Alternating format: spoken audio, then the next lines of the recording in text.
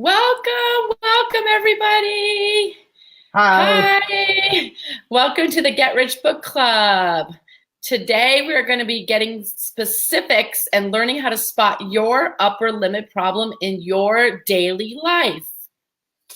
The specific intention of the Get Rich Book Club is aligning your energy and ours with what we're creating for our own income, wealth, abundance, and love. Did you like that, James? I changed did. it around for you. I saw it. I was like, yes. So welcome again to the Get Rich Book Club. We're talking about our second book called The Big Leap. Yay. There you go. Big Leap by Gay Hendricks. And yeah, welcome. Hi. We'll just wait just about a couple 30 seconds, I think, James, just to see where our peeps are who are joining us. Why don't you show off the book again so people know what it looks like? Where are our peeps? Come on, peeps. I know, right? There's our peeps. Yay. The Big Leap. Woohoo. There's a peep. What up, Yay, peep? Sara. Welcome. Okay, well, we'll go ahead and start. And I know other peeps will join us soon. So, yeah.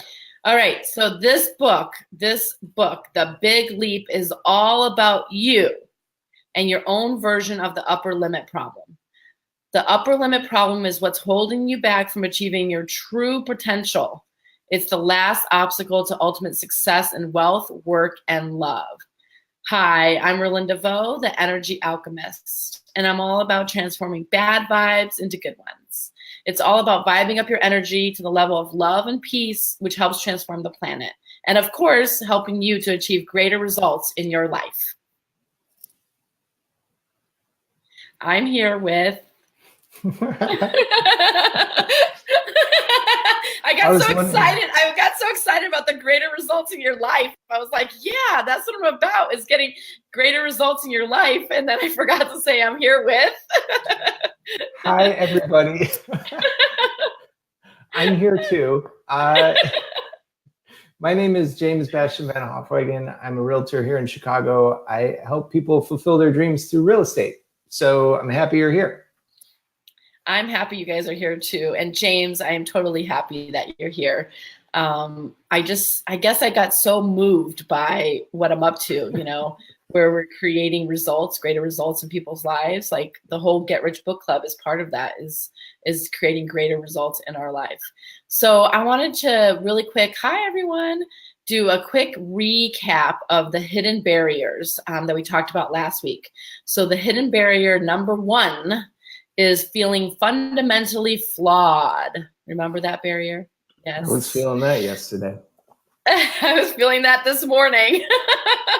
Hidden barrier number 2, disloyalty and abandonment. Hidden barrier. Oh yeah, exactly. Hidden barrier number 3, believing that more success brings a bigger burden.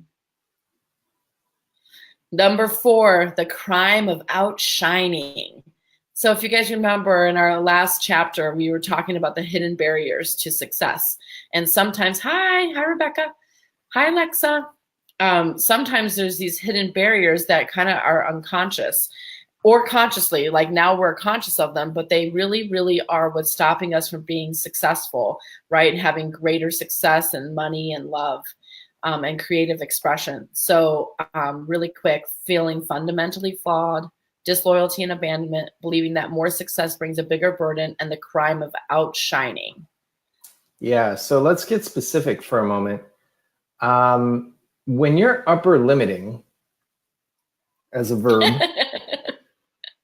you're doing something that's crimping the flow of positive energy. So if you think of a water hose, right? We've all been children outside playing with water hoses, maybe at some point in their lives, and you crimp it, right? You basically bend it in half so that it pinches off the flow of the water so that like the water almost doesn't come out. Well, like the hose, we do that. We cut off the flow of positive energy. And one of the ways that we cut off the flow is by worrying. Sorry, it's just such a big one. It is kind of a big one. So one, so yeah, worrying is just upper limit noise designed by our unconscious or our subconscious to keep us safely within our zone of competence or excellence, right? If we refer back to the first book we did, You're a Badass at Making Money by Jen Sincero, you can think of it as the Little Prince, right? I think what gets confusing about his zones, and tell me what you think about this, James, is when I think of a zone of excellence, I think of that as a like that's a good thing, right? Like I like strive for zones of excellence, but he is talking about something just right outside of excellence, where it's the zone of genius. So any thoughts on that? Just because I know every time I hear the zone of excellence, I think, well, that's okay with me. I'm okay with excellence, right? So any thoughts you have about that? Yeah, I've kind of gone back and forth about this. So hi Anna. So the zone of excellence, it's kind of when you're like you're grooving, maybe you're not quite in the zone. The zone, like we've all yeah, I know. So you've heard of sportscasters maybe say, refer to a basketball player, a football player, or someone as being in the zone where like everything they do is exactly perfect. Mm. That to me is the zone of genius, right? Where like you're just firing on all cylinders. Everything you touch turns to gold or something far more valuable. And like you're just hitting your stride, right? Everything, boom, boom, boom, boom, boom, done. That to me is the zone of genius. Zone of excellence is something like just below that, where you're just, like things are going pretty well, but you're maybe not fully. Yeah, like Lexa says, it's because we're all used to going for the push for excellence, but how dare we consider ourselves genius? And how dare we consider ourselves going towards genius? It's good. Unless you're Kanye. I'm guessing that's a Kanye reference, but I'm not sure. That is definitely a Kanye reference. Okay. Yeah. He once said on like Jimmy Kimmel or some late night show like that he's a self-proclaimed genius, and it was this big to do in the media and whatever. So well, anyway. Yeah. So, but that's the thing is we're all striving for excellence. But what would it be like to be in the zone of genius? And I've had moments of that where I've been in that zone of genius, right? And majority of the time I'm in my zone of competency, like at work, or sometimes I'll have my zone of excellence when I'm doing my side stuff, right? But really, rarely do I have my zone of genius. But I have had it, and it's like magical, right? So how does it work? How does this work with our upper limit stuff that you're talking about, James? Yeah, so when things are going well for us, our upper limit mechanism gets kicked in and we start worrying about things going wrong in some way. Okay. like for me today, right? So I ride my bike to and from work as much as I can. Today when I was leaving work, I was worrying about the rain. Because the last time I had an accident on my bike, it was because of some rain and wet pavement and all that stuff. So I was worrying about that. Anyway, we justify it by having more worry thoughts, and soon we're too busy manufacturing scenarios of things falling apart or falling off our bike or coming unglued and devolving toward imminent doom. And I had some dooming thoughts about the rain and being on my bike before I came home. So perfect example. Yeah, it starts off like not a big deal. It's just like one little thought, like, oh my gosh, you remember something, right? And so like mine is exactly like that. I start off with just a concern, like usually a small one about money. That's usually where mine starts. And then all of a sudden I'm having like a full-blown panic attack about how my life is over and I can't do it. And then usually the next day after I cleared my head, I realized that doom and gloom was what I put myself through. I don't know if you guys had anything like that, where it's like you have your phrase, like whatever it is, mine happens to be money, and all of a sudden it's like worry thoughts just keep flooding, and it's like, it's literally like doom and gloom coming for me. Like, so you guys, seriously, this is one of the hardest books that I've been, like, I was just telling James, my life in a nutshell, possibly ways anything and everything can go wrong. Yes. So as I was telling James before, you guys, before we got on this call, this is seriously one of the hardest books to apply. Okay, not in just my own life, but I'm sure you guys are dealing with too. If you're really taking on this book, it's not an easy book. Last book, our last book club, I thought was mostly fun. We dealt with energy stuff. This is all about mental shifts, and it's taking a lot of practice. So wherever you are, you guys, it's perfect. Whether you're in this game, whether you're like, heck no, why am I even doing a book club? Wherever you are is okay. And what you want to do is just pay attention to your worry thoughts or not. Just ask yourself, is it a real possibility? So whatever you're worrying about, ask if it's a real possibility. And then the second question about that is there any action you can take right now to make a positive difference? This is some of the ways to kind of interrupt that stream of worry before it gets to the doom and gloom. If your answer is yes to both questions, right? Is it a real possibility, and is there action you could take right now to make a positive difference? Then there is to just do that. Otherwise, it's just your stream of worriness designed to help you and from getting to the next level of your success. It's your upper limit problem getting triggered. Alexa brings up a good point about the adrenaline rush. When we get into worry and it becomes addictive when things are going extremely well and we want that fix. Yeah. And that's a great distinction, Lexa. Thank you for that, because we're adrenaline junkies, right? Like we want that fix. So when things are going well or you feel good, don't worry. You can always bring yourself down by manufacturing a stream of worry thoughts. Not only do you do this when you're down, you try to inflict these worry thoughts onto others until they jump onto your worry stream with you. Right? That was like a mouthful, but isn't that true? Like before our call, I'm like, don't you want to worry about me, James? Don't you want to worry about what I'm dealing with? And poor Lexa, I called Lexa, and I am like a worry machine. And she is just so generous with me and kind, and she just doesn't jump into the worry stream with me. She just kind of hands me like the rod or the tree to kind of pull myself out of that stream, right? That is exactly why we must have a community around us that will not let us drown in our own worries, and also not let them bring them down too. Okay, so that's why this is such a great community, because when you start to find your community and start to have conversations with people, most of the time we don't feel like we deserve to be wealthy and loved both at the same time. And so, of course, we're going to have these streams of worry, right?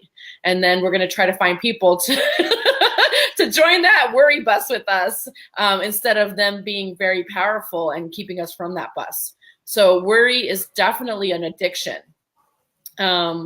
We worry just to kind of stop the flow of positive energy in ourselves. That's why we worry. Worry is one way that we upper limit ourselves. It definitely is. And I really liked what the author gave us in terms of a 7-step way to get out of worry, right? So I don't remember exactly what page it was on, but it's kind of toward the beginning of the chapter. You guys, this was a long chapter. It was like, what, 60-something pages? It was intense. It was pretty intense. Before you go on, I want to talk about what Lexa's talking about in the crab pot. And there's different versions of this, but we were just talking about the worry and how you want to pull people down into your worry with you. If you put crabs if you have crabs in a bucket or a pot, and you have a bunch of crabs in there, if one of the crabs tries to get out of the pot, the rest of the crabs that are in the pot will pull down the crab. So that's exactly it's like we're on our worry stream and we're like, okay, come join me on this worry stream. Don't you know it's doom and gloom from here? And we start to have other people join us on this train when really that's not what we need.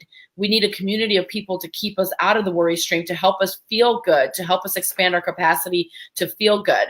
Okay, after saying that, why don't you tell us the 7 steps to get out of worry, James? Yeah, so if you guys want to dog-ear this page in your book, it's on page 71. First step is to notice that you're worrying about something. Shocking. Easy right? enough. Yeah. Step 2 is to let go of the worry thoughts by shifting away from them. Sounds easy enough, right? I could say so many things. The third step is to ponder what positive new thing is trying to come into being. Now that's a shift in mindset, right? When you're in worry, right, or kind of like maybe a state of despair almost, shifting to a frame of, well, wait, what positive new thing is trying to come to me or come into being, or that could short circuit you if you're not, ready for it, or if you're not deliberate with your thoughts. This is what this whole list is geared towards, being deliberate with your thoughts. So ponder what positive new thing is trying to come into being. Number 4, get a body feeling, not a thought or idea of where that positive new thing is trying to come through, but like get a feeling, right? So we talked about this in the last book too, right? About how everything carries a vibration, right? And how you adjust your vibration by feeling, right? Like when you desire something, you feel what it's like to actualize that desire. And that's what raises your vibration to match it, right? So get a feeling for this new idea or this new positivity to come through, and then focus to feel that feeling deeply, like really intensely. Feel it as feely as you can. And you know how when you hear my voice, remember when I was talking about gratitude and I'm like, I am so grateful, like that high-pitched, deep, profound feeling, just feel it. Okay, yeah. Go ahead. Real quick, if you took on the challenge that I extended from last week and you have anything to say about it or want to share something about it, drop that in the comments real quick. I'd love to hear if any of you had any kind of experience with that, or if you did it, or what exactly happened with your experience.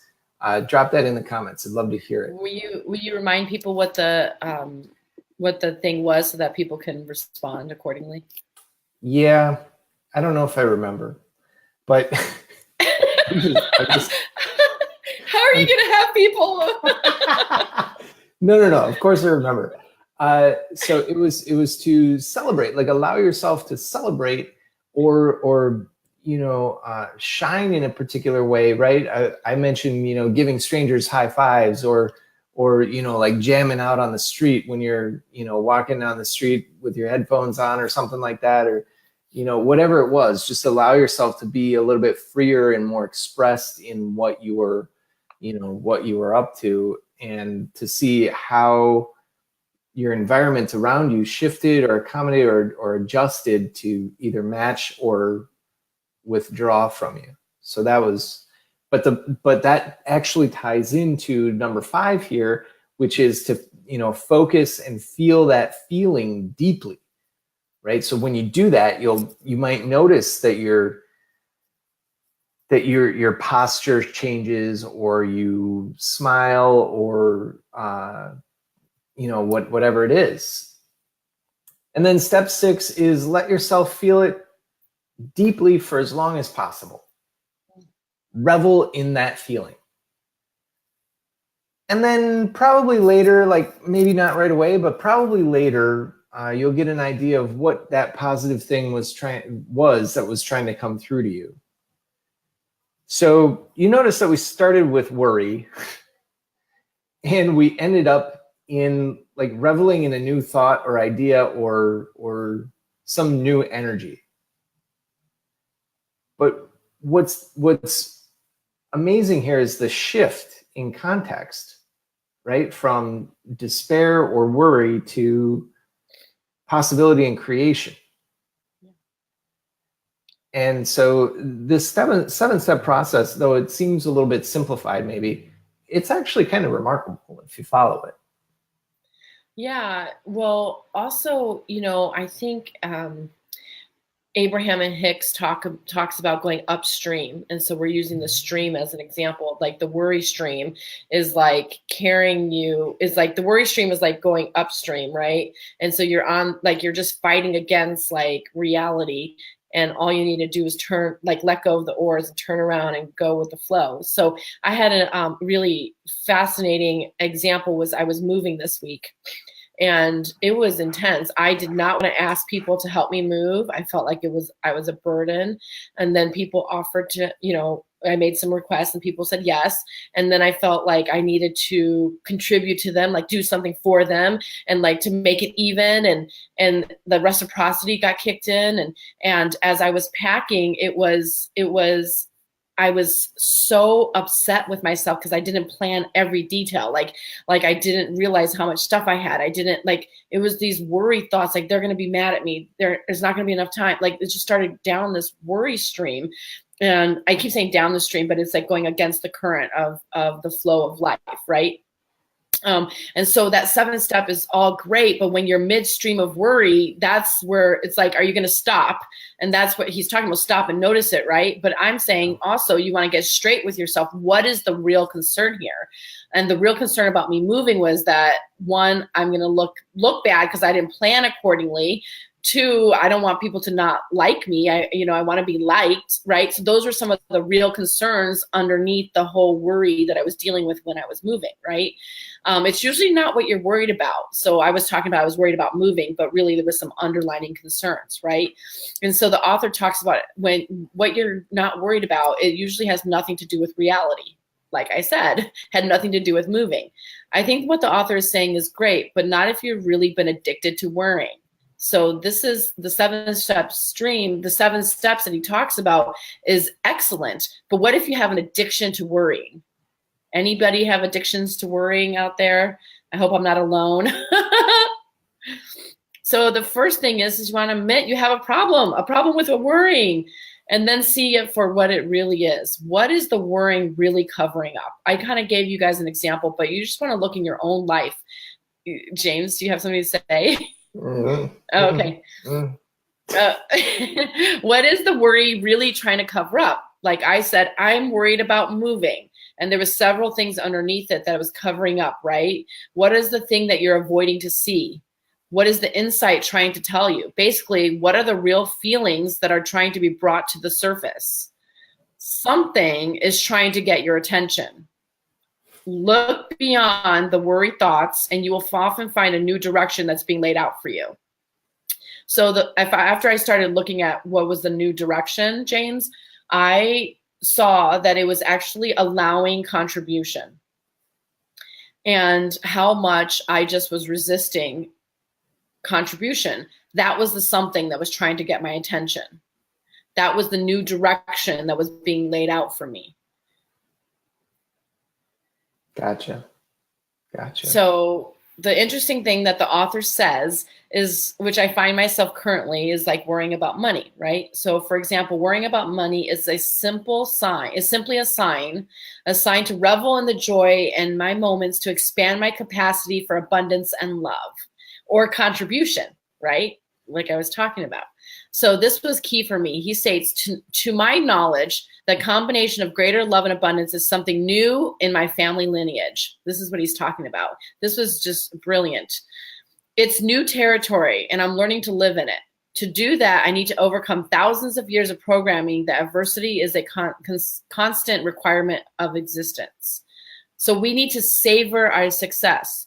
First for seconds at a time, then for minutes, until it grows into months. And patience is what it's called for.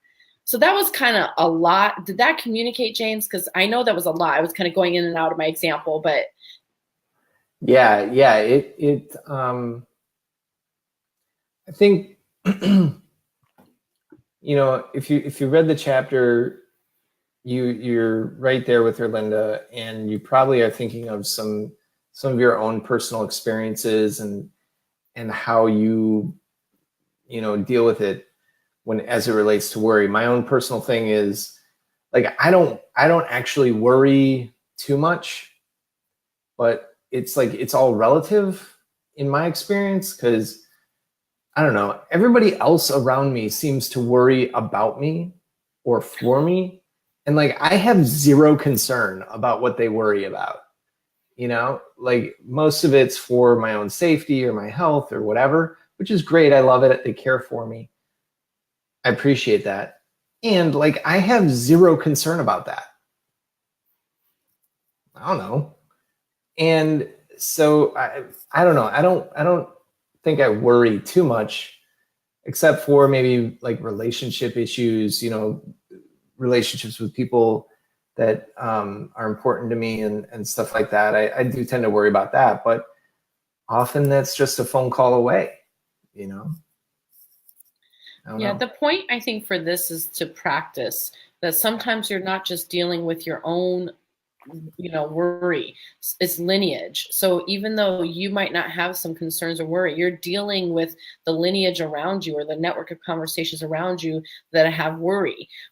Don't get too big for your britches. Worry, you're going to be alone at the top. Worry, all these sayings that people talk about that is around us in the conversation. So while you might not particularly have worry, now I do have worries, right? And most of the time when I'm in a good space, I don't, but there's worries all around us. People were, you turn on the news, there's worried about this, there's worry about that. There's just worry around us, right? And so it's the patience is definitely called for, and to practice expanding your capacity to have good in your life, right? To have more and more states of abundance and love, to expand those moments. Okay. Yeah.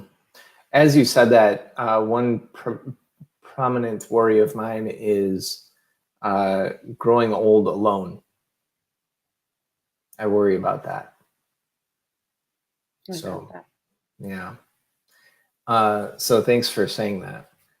And moving on, in such an upbeat chapter, fear is perpetuated by all externals. Okay. I don't know if I'm tracking that, but I'm going to let it marinate for a second while we move on. Well, I think it's funny that I'm the worry wart of the two, and who's the next one is about?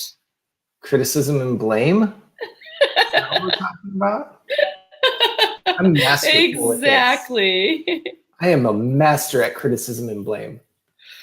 So have flipped that concern to knowing I can create community. Perfect. Good job, Lexa. And thank you for your contribution as well. And for being here. You're a key member of this community. So thanks, Lexa. Okay, criticism and blame. When we criticize something, oh, this is so perfect that you gave this one to me. Of course. Why do you think I gave it to you, James? When we criticize something, it usually doesn't have anything to do with the thing we're criticizing. It never does. Same with blame. Usually these are both designed to stop or slow the flow of positive energy. Criticizing and blame are like being in a hypnotic trance.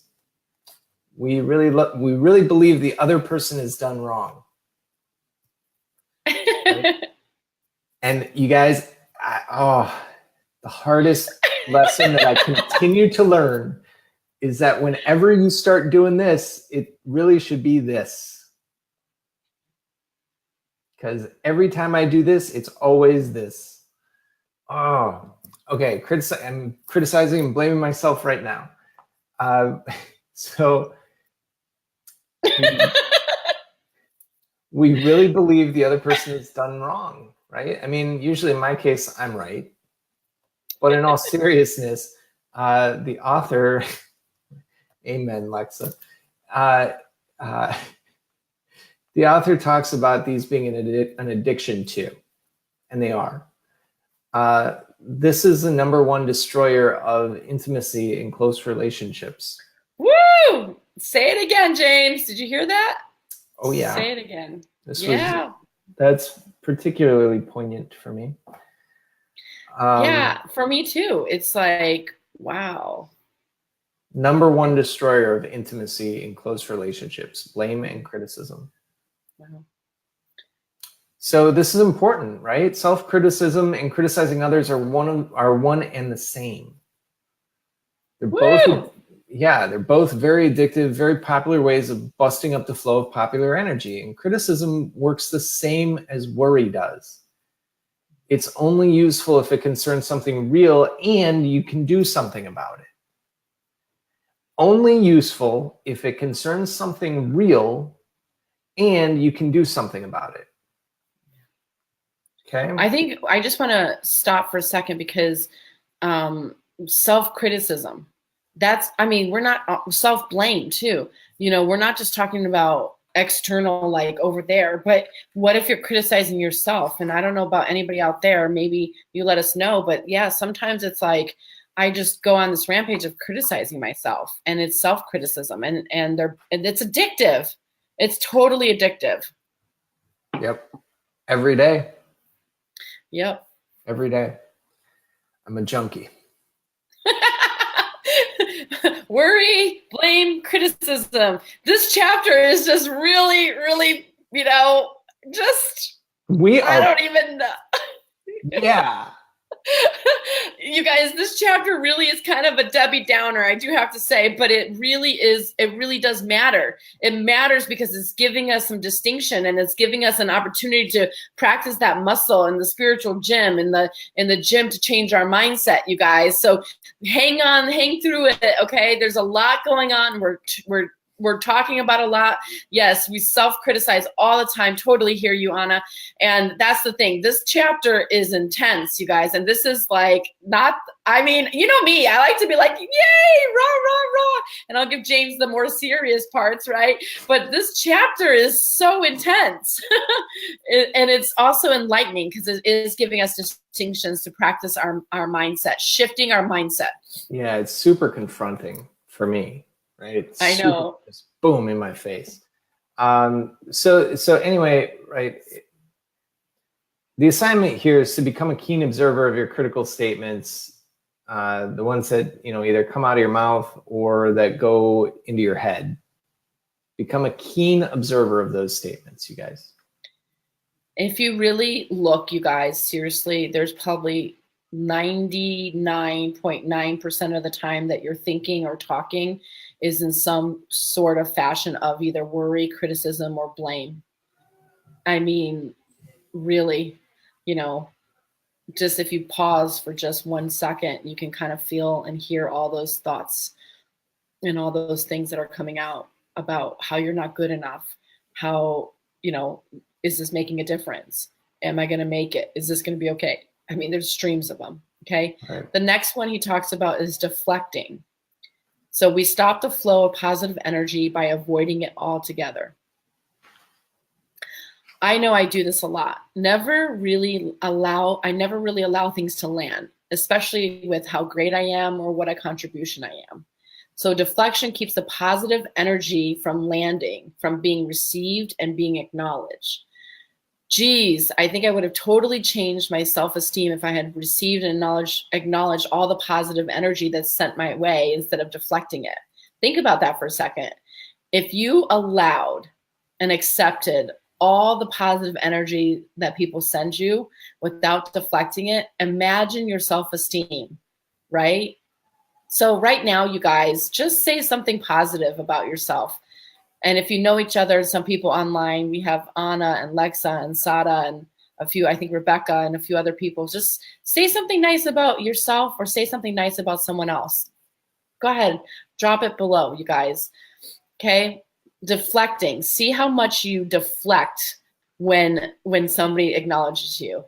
Like, James, thank you for being such a great listener to me, right before the call, for not judging me, for just hearing me and letting me be however I am.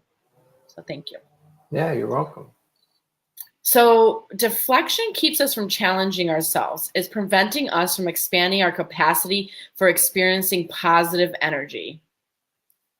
System overload over there with Sarah. She's. I know, you guys. Hang on. She's Johnny number 5. You can't deflect it. We know you're extremely powerful, Sada G. Go ahead. Yeah, well, the art of getting beyond our upper limit problem has a lot to do with creating space within us to feel and appreciate natural good feelings, right? Not the good feelings induced by like alcohol, sugar, or other short-term fixes, but there are a lot of natural good feelings to enjoy, right? Like gratitude. Big one. So, gratitude and appreciation, love. Love, yes. So I went down my rabbit hole of worry, deflecting, blaming. This is this week, okay? Actually, probably today a little bit too, when I realized that I live in the most beautiful place. I have the most beautiful flowers. I have peace and quiet, and I can work on the book club. And then I remembered when James shared in our last book club. And James, I hope you're okay with me sharing. Yeah. Yeah.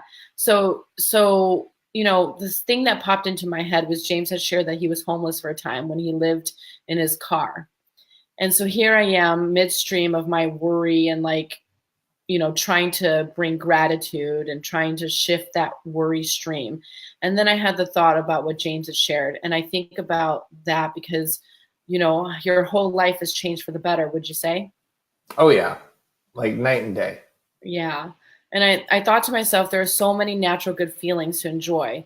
And why am I beating the heck out of myself? So, I started looking for the beautiful place, the time that I got to work on book club today, the whole energy of us getting to do book club, the difference that it makes in our lives and the lives of the people who watch us, right? So life awaits your intention and actions before revealing the mysteries of the outcome.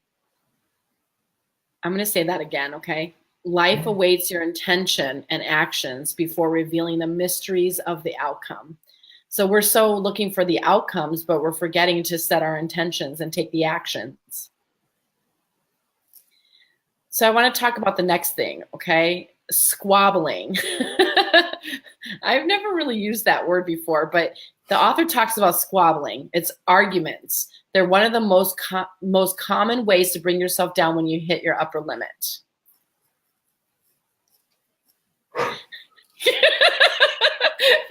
This is an addiction for me. When life is great in my relationships, I start to argue. James is yawning, so I'm guessing he can relate a little bit. You guys, I know this chapter is intense. James, anything you want to say about that, or anything you want to just, yeah. For we walk by faith, not by sight. I'm I love the saying, I'm a lover, not a fighter. And I always tack on to the end, but I'm also a fighter, so don't get any ideas. Because that's very, very much how I am, right? Like I will not back down. And but if I can, not just but if I can learn to see these arguments as upper limit symptoms, maybe we can start to make some big breakthroughs, and we can rechannel all of that wasted argument energy into creative energy. In the book, he mentions that he and his wife hadn't argued in something like 12 years. And my immediate reaction to that was, God, how boring. Really? 12 years? Put me to sleep, Thus he's yawning on this thing. Well, yeah, it's all, that's a yawn of confrontation. If you were reading this chapter, you guys, and you happen to fall asleep during it, that's not an accident. Okay, that's you being confronted by something that is like glaring you in the face, and you just you don't want to deal with it, so you just shut off. That's what that is. So one question I thought was funny was, you know, like, I consider it boring if you don't fight. Like, what's up with that? You know, like, why are we fighting? Like, why are we having arguments? Otherwise, you know, we're fighting for arguments. We're fighting for arguments. Otherwise, we think life is boring. So like we're looking for a reason to argue so that we're not bored. Yes. Right?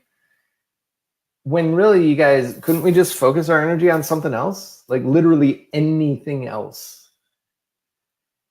And arguing is another adrenaline rush, right? Yep, pushing each other away. It's that stress. The author, Gay Hendricks, his perspective is interesting. He believes that arguments are caused by two people racing to occupy the victim position in the relationship. And this is especially fascinating to me because I never really saw it like this before. Instead of vying for how amazing we both are, we're racing to be the victim. God, say that again. Jesus. Yeah. Instead of vying for how amazing we both are, we're racing to be the victim. And that's it's a lot to swallow. Talk about a jagged pill. Wow. Yeah. The next point is one of the most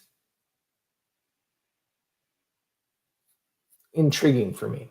And it's intriguing because of the like, if you bring the totality of it to whatever your perception is, it'll blow your mind, shift your relationships forever. He talks about being 100% responsible in all of your relationships, right? So a lot of people, the old paradigm is we're each responsible for our percentage share of whatever the relationship is, right? So for an example, say Erlinda and I are in a relationship and Erlinda's 50% responsible for, you know, her half of the relationship and I'm 50% responsible for my half of the relationship, right? That's how most people relate to whatever the relationship is. But if how I'm relating to our relationship is that I'm 100% responsible for our relationship. And I'm 100% responsible for our relationship. Right? Then we're each effectively causing our relationship. And we can then begin to create something pretty amazing, you guys. So, it's like instead of sharing 100% between the both of us, right, which most likely it's going to be 30, 70 or 19 whatever's, like it's going to be some other form. Oh no, you were way off on this one. You're at 20% and I'm at 80%, like, or vice versa, right? Whatever it is. And it's that if you both bring 100% to the game, then there's like a whole different ball game that you're playing. There's a whole new relationship that's present, right?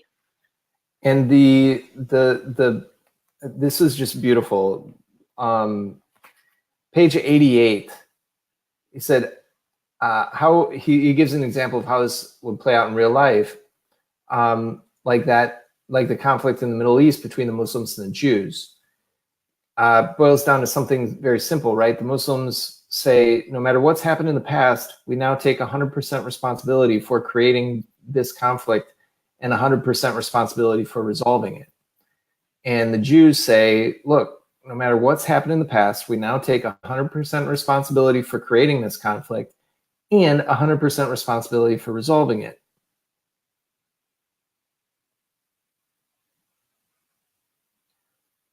If each side takes that position, then no one's vying for the victim in the I can't even say it, the equation. They're not vying for the victim in the equation. They're putting themselves at the root of it. And it's easy to talk about. Well, not easy to talk about, I shouldn't say that, but it makes sense in the mind, right? But it's easier said than done. It's like, yeah, I'm more of a victim than you are. You know, and it's like we literally are fighting for being more of a victim than the other person instead of like how great we are. It's just mind-boggling, some of these things that we're talking about today, you guys. I want to talk about getting sick and getting hurt. So not saying this is always the fact, but sometimes it's part of your upper limit problem, and that's why you're getting sick. There are 3 P's: punishment, prevention, and protection. These can help you understand the real driving force behind many illnesses and accidents. Punishment, doing something that provides you with either such good, yummy feelings and then need to punish yourself to get back in line. Is that what you were doing, getting back in line? Welcome to the painful consequences of not heeding the call to live in your zone of genius. So yeah, you're going to do something great and then boom, you're going to punish yourself. You're going to do something that really puts you back, okay, back in line. And the symptoms are saying, really the symptoms are what they're saying is slow down, stop what you're doing and pay attention. There's something out of integrity here, okay? Then there's prevention and protection. They mostly occur at the same time. The bottom line, when you are suffering symptoms of illness or experience an accident, you often do so because you're unconsciously trying to prevent yourself from having to do something you don't really want to do and or protect yourself from something you don't want to feel. Whoa.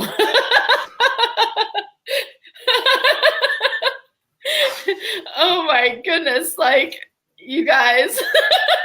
We're so behind on our timeline right now. We might have to kind of break this up into 2 sessions, I think.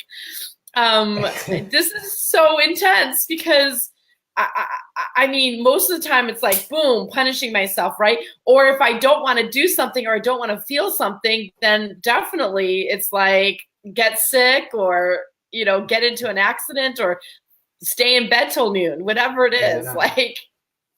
And you guys, look, sometimes we have some kind of cognitive dissonance and we find ourselves in kind of a double bind that freezes up our conscious mind's rational thought process. And that causes ourselves a pain or sickness, right? And the fascinating thing that the author states is if you look a little deeper, you'll find that it's an expression of your upper limit problem. He also said that he's gone something like 14 years without getting a cold or flu. Yeah. And he attributes it to considering that each symptom that he experiences is just an upper limit symptom. So then it's a signal that you need to expand instead of contract. Yeah. So everyone listen up to this, okay? This is the time to expand, not to contract. Like literally, I mean, being in this book and like kind of our lives being upside down in this book, I don't know about you, James, but I've definitely contracted. I've definitely gotten like, no, I got to stop doing this. I got to stop doing that. Like get smaller. Right. That's the urge. Yeah. And the first thing is that your positive energy is trying to establish itself in you, and your contracting doesn't make room for more good feelings. In fact, it smushes it. Yeah. Smushes it out, cuts it off.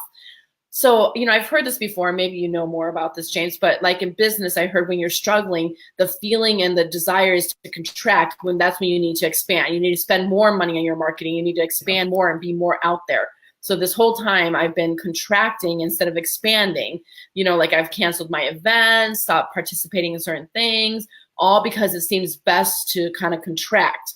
So now I'm seeing after rereading this chapter is that I guess I'm just hitting my upper limit problem and I didn't even know it. So now it's time to just keep expanding myself instead of hunkering down. Yeah. My analogy on that is when I'm too busy to think about what I'm doing next, that's good. If I have time to think about what's doing next and evaluate whether or not I want to do it, that's when stuff really starts to go wonky, right? So if you commit to something, just don't even think about like whether or not you want to do it, whether or not you should cancel it, whether or not you should do it and then like keep building on it. Well, I mean, it also has to have integrity, and we're going to talk about that in a second, Right. because, you know, sometimes when you make promises, or agreements, you might not have you might not have done it with integrity. Okay. So it's just the bottom line here is, instead of contracting, you want to look to expand, because when you start to contract, you're most likely hitting an upper limit problem. Okay. Yeah. And you guys, so integrity breaches are another upper limit problem. And the most popular integrity breaches are lies, broken agreements, and withheld truths. And before morality came into play, right? So let's remove morality, which is right or wrong, right? Let's remove that from the conversation. Integrity really has to do with wholeness and completeness, right? You either did something or didn't do something. Right? You either buttered the toast or did not. It's that simple. So think of communication between two people as a flow of energy, right? So like Erlinda and I have a constant, dialogue going here, and we integrate with the comments that people are making. And think of our communication with your own inner depths as a flow of energy. And a breach of integrity will stop that flow of energy. It'll like the hose with the water, it'll just crimp it right off. Yeah. The first place to look is in the subtle ways that we lie to ourselves in order to conceal feelings that we don't want to accept consciously. I don't want to accept vulnerability or being vulnerable with someone to an extent, so I might withhold something. Do it all the time. And that does not bode well for whatever the relationship is. It stops the flow of energy. Stops the flow of energy, right? And I really like looking at that way, because it never occurred for me like that. I don't know if it did for you before, but I knew about being whole and complete, but I never looked at it from like the energy standpoint. Is this stopping the flow of energy? And yeah, go ahead. It's a really, from an energetic standpoint, integrity takes on a whole new, right? So Erlinda and I have, we share a common educational theme with discourse. Yeah, discourse. That's a good word for it. And also some people in the book club share that same, definition and way of thinking of integrity. So when you consider the energetic aspect of it, it starts to take on something a little bit different. Don't you think? It really does. I actually was very I was really excited about this point, and it gave me a whole new depth to integrity. And it's like, because I think it's so easy for people to go into morality, like good or bad, right or wrong. But when you're looking at it from an energy standpoint, does it stop the flow of energy, or does it expand the flow of energy? So that was a whole new ball game that I've never even saw before, and that takes integrity to a whole new level for me. Yeah. So why don't we just jump into the questions about integrity? So here's some questions, you guys, in the book. I'm just going to say them here. I'm going to go kind of fast because we're a little bit behind, but feel free to look in the book, okay? So here's the integrity questions. Where do I feel out of integrity with myself? What is keeping me from feeling complete and whole? What important feelings am I not letting into my awareness? Where in my life am I not telling the full truth? Where in my life have I not kept my promises? In my relationship with blank, what do I need to say or do to feel whole and complete? This will lift you out of the stories passed down from one generation to the next, to protect members of the clan from straying too far outside of the confines of their zones of competence and excellence. I'm not sure what just happened, but some people yelling outside. Okay, good. Basically, they want to keep you in your confines of your zone of incompetence, competence, and excellence. So find out what your story is, what your family story is from keeping you from your genius. Lose your fascination with it. Become more fascinated with the story of your big leap into the zone of genius. That happened all perfectly. Of course. Of course. It also helps you guys adopt a playful attitude toward yourself and your shortcomings. And like, you really can do this, right? Life is not so heavy and insignificant. And look, I can joke with someone all day long about how big of a jerk I can be, not be offended about it at all. Not one bit. But some people, you know, I don't know if you guys noticed, like some people, you say the wrong word or you say the right word the wrong way, and you may as well have just like thrown an egg in their face. I don't know. You get my point. Yeah, we talked about a lot of heavy things here tonight, you guys. And while we were being serious and a little significant with it because it was really intense, really adopting a playful attitude will totally have extraordinary progress, okay? So you look at these things, but adopt a playful attitude is the point. Yeah, and keep an attitude of wonder, right? So if someone says something to you that maybe you don't agree with, like they say, boy, you were a big jerk today on book club, James. And, you know, like if I was being serious about it, like, oh my God, like, no, you are being a big jerk. You know, like, how dare you call me? I'm one of the hosts of book club. I do what I want. Instead, I could be like, wow, maybe I was being a big jerk and I didn't even know it. Maybe I should check in with Erlinda, see if everything was okay. Maybe I should like apologize on Facebook or something, right? Like, adopting that attitude of wonder and, you know, like exploration, wondering. Yeah. That's good. So if the other person says it, it's likely true from their point of view. They're not saying it for no reason.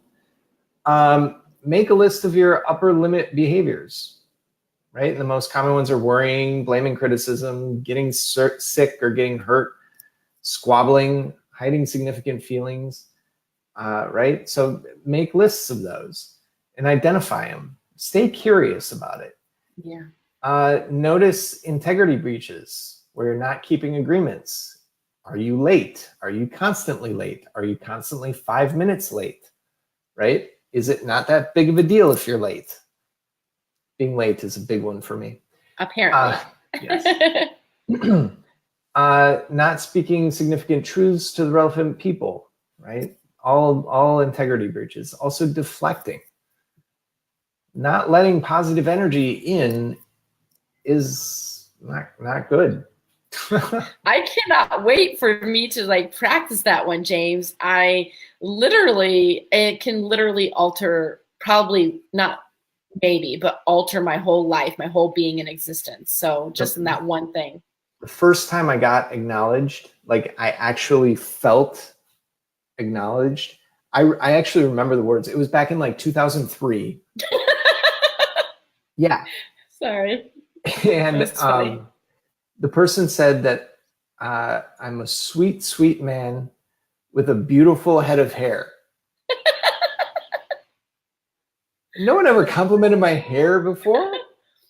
And I didn't necessarily consider myself sweet, but I actually let it in and I just started bawling. Right. And I remember that, like, all of it. Anyway,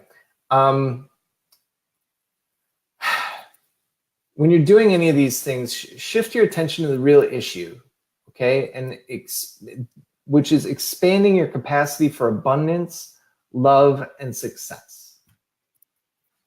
Our whole point of all of this, you guys, is to expand your capacity for abundance, love, and success.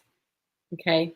So really allow those compliments to come in. Make a list of your behaviors, you know, where you're worrying, blame, shame, all that stuff. And really, really, really just all we ask is that you expand your capacity for abundance, love, and success. Sometimes for just seconds, sometimes for minutes, sometimes for days, and then months eventually. So that's what we're in here. That's what we're in the gym for, okay? Keep expanding your capacity for abundance, love, and success. And I want to just thank you, each of you here, for joining us tonight. Really, your contribution was so just generous, and yeah, we totally love you, and just appreciate it, because we appreciate you guys so much. I know this book seems like it's an easy read, but it's a whole lot harder to apply, as you can tell with us just going through the book. Stick with us over the next few weeks and we'll start to change some of the nerve connections for ultimate success. Okay? So continue to expand your capacity for abundance, love, and success, and we will see you next week. Yay! All right, you guys. Thanks for sticking with us. Talk to you later. Have a great week.